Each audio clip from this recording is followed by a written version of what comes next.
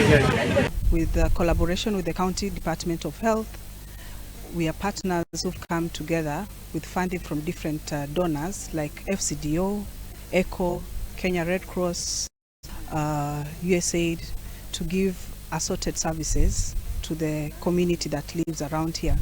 Shirikisho has about 1,000 households, and in partnership we've come together to offer a set of integrated services that include immunization services for children under 5 and pregnant women, ANC services for pregnant women, screening of malnutrition, and giving treatment to those who are eligible for minor treatment of ailments that they occur on a common day-to-day basis, but more so during drought and during floods. We can say actually these outreaches have really assisted us in terms of improving even our indicators, especially on immunization. And again, it has helped us to do some defaulter tracing. And the reason as to why we are really we chose this site is that this is a hard to reach area.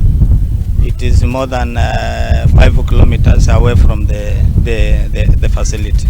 Wa lead mother, mimi wakati tunaenda kufundishana kwenye masomo, tunafundishana mambo ya mama, mtoto, lishe bora, mama mjamzito, huduma anazotakiwa kupokea pindi anapopata ujauzito hadi kwenda kuzaa, na